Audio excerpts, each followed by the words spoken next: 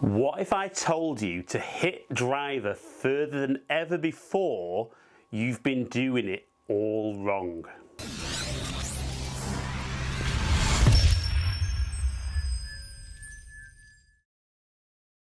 Right then, so that was a bold claim, wasn't it? And maybe not been doing it all wrong, but I'm going to talk about something incredibly simple today that's going to show you how to pick up extra club head speed with your driver literally in 2 or 3 swings, and every extra mile an hour you can generate with your driver in theory gets you an extra 2 to 3 yards with your driver.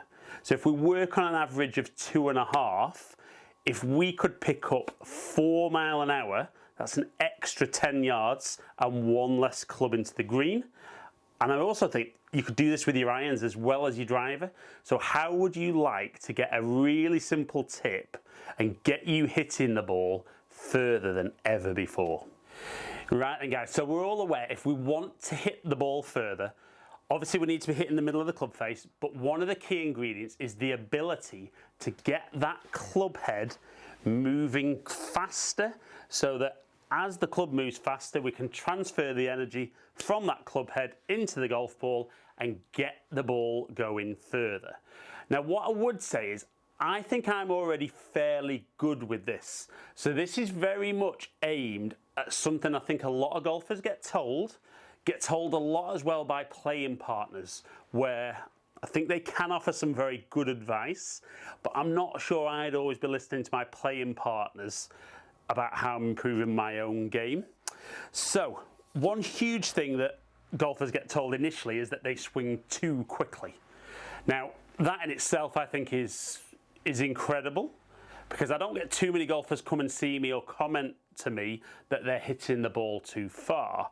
I think there's a difference maybe between trying to hit the ball hard, when golfers kind of tighten up at impact, and swinging quickly. So what we're going to really focus on today is generating speed through swinging quicker.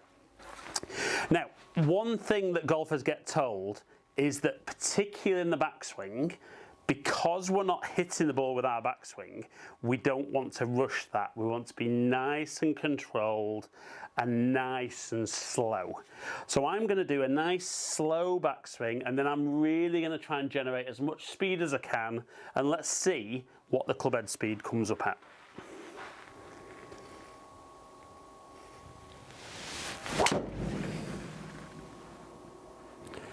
So 100.5. So that's a bit back on where I would normally be. But that, honestly there, very slow back, but felt like I was trying to put as much in as I could. So let's do another one and just see how consistent that can be. So I feel I'm making my normal setup. For me, this is definitely a lot slower than I would normally swing back.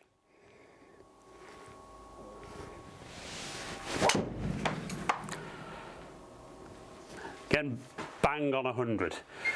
So how are we going to go from 100 miles an hour to 105, 108, maybe even 110?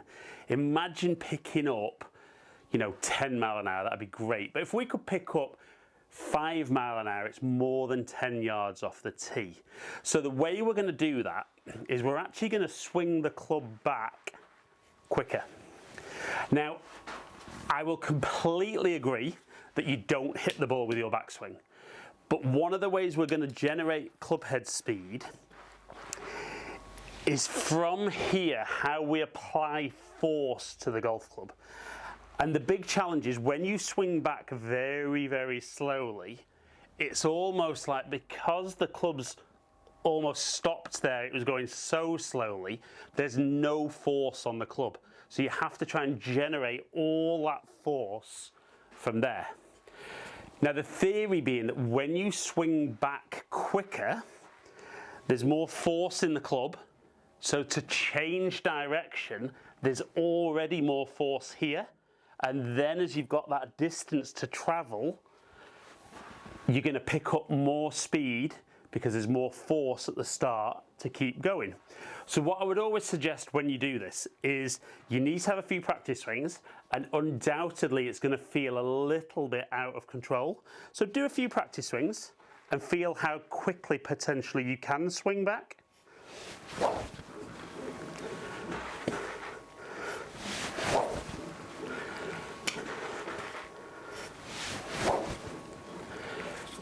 And I think the important thing is, because the club's moving quicker, you will feel that as you go down, the club's going in one direction as your body's going in another.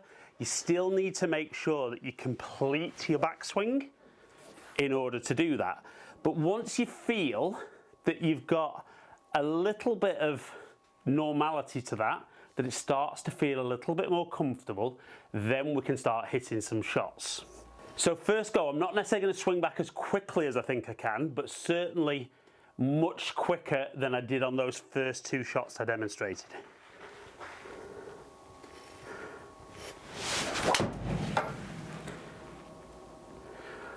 So wow, 107 mile an hour. So I've picked up 7 mile an hour through simply changing my backswing. Didn't change what I felt I did on the way down, but because, like I said, that club was moving quicker, my body's had to put more force into the club to change direction, and 107 is a huge pickup. Right, so let's see if I swing back even quicker, does that translate into even more club head speed?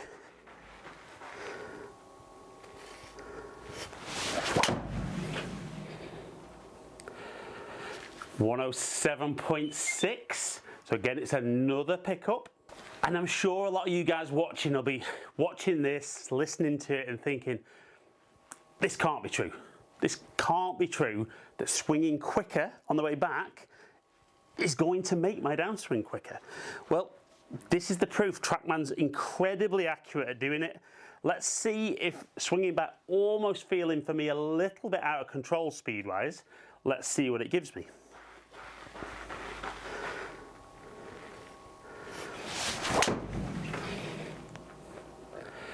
107.9.